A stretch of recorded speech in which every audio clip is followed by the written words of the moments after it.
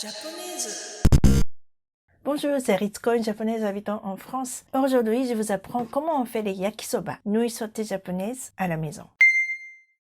Quand je suis au Japon, j'utilise des sachets de nouilles fraîches spéciales yakisoba avec la sauce en poudre. Ma marque préférée est Maruchan. D'ailleurs, je pense que c'est la référence dans l'archipel. Et vous pouvez en trouver aussi en France, dans des épiceries asiatiques ou japonaises. Mais nous n'avons pas toujours accès aux magasins spécialisés et moi, je veux manger des yakisoba quand je veux. Donc, on va remplacer les nouilles par des pâtes spaghetti. Moi, j'utilise souvent des linguine parce que c'est ce que j'ai à la maison. Mais je pense que pour les yakisoba, les linguine sont un peu trop épaisses. Je vous conseille plutôt les spaghettis. Pour que les pâtes aient le goût des nouilles de yakisoba, la clé de succès est le bicarbonate alimentaire. Ça se vend au supermarché et pas cher. Il faut l'ajouter dans l'eau lorsqu'on cuit des pâtes à peu près une cuillère à soupe pour 1 litre d'eau. L'assaisonnement. Il faut de la sauce spéciale yakisoba. En France, vous pouvez en trouver les marques Oliver et Otafuku. Peut-être il y en a d'autres, mais je ne les connais pas. Attention, la sauce Otafuku est plutôt connue pour okonomiyaki, la galette salée. Et les sachets se ressemblent. Il faut faire attention à ne pas les confondre. Puis la sauce pour les yakisoba ne se remplace pas non plus par la bulldog sauce ni sauce de soja. En vrai, si, ça peut se remplacer. Mais par exemple, si vous utilisez la bulldog sauce, il faut rajouter par exemple du saké, de la sauce soja, du poivre, etc. Donc cela vous demande plus de technique. Donc si vous devez acheter de la sauce, tant qu'à faire, achetez la sauce spéciale yakisoba. C'est ce que je fais. D'autres ingrédients, les légumes, l'idéal est d'utiliser du chou, mais le chou japonais. Visuellement pareil que celui de la France, mais le chou japonais est plus doux. Si vous n'en avez pas, au lieu de remplacer par le chou ordinaire, je vous conseille de prendre le chou pointu, qui est pour moi assez proche du chou japonais. Puis des pousses de soja frais. Si vous n'en trouvez pas, laissez tomber. N'achetez surtout pas en bocal.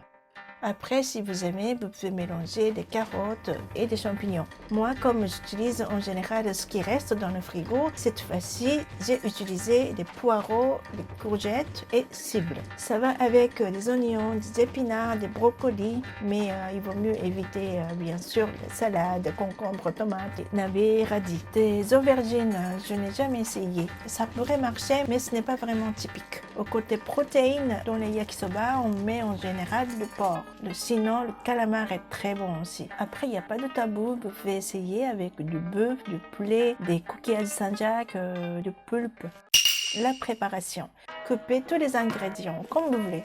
Moi, je coupe en lamelles. Chauffez une grande quantité d'eau, ajoutez le bicarbonate, puis plongez les spaghettis dans cette eau bouillante en veillant à bien respecter le temps de cuisson recommandé sur le paquet. Quand les spaghettis sont cuits, égouttez-les. Chauffez la poêle et ajoutez un peu d'huile neutre à feu moyen. Faites dorer le porc, puis ajoutez d'abord les légumes les plus durs, puis finissez par les plus fins.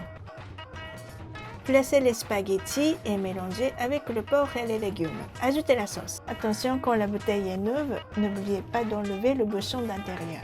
Et mélangez bien.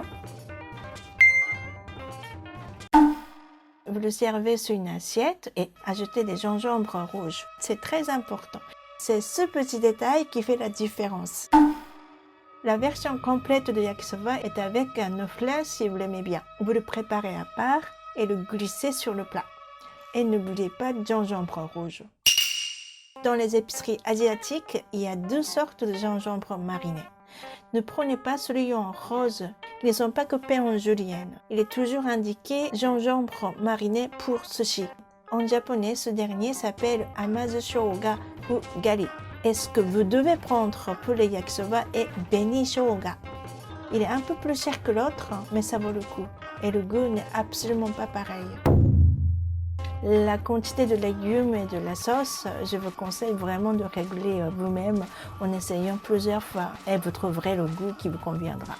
Vous devez sûrement acheter de la sauce yakisoba et des gingembres rouges beni shoga. Ça se vend en général dans des épiceries asiatiques ces derniers temps, même chez les Chinois. Sinon, vous pouvez en trouver dans la boutique en ligne de Kyoku et Satsuki. Ce sont les 2 boutiques sûres que j'utilise. Puis j'ai découvert Domechan qui met leur publicité sur Zoom Giappone, la version italienne du magazine Zoom Japon.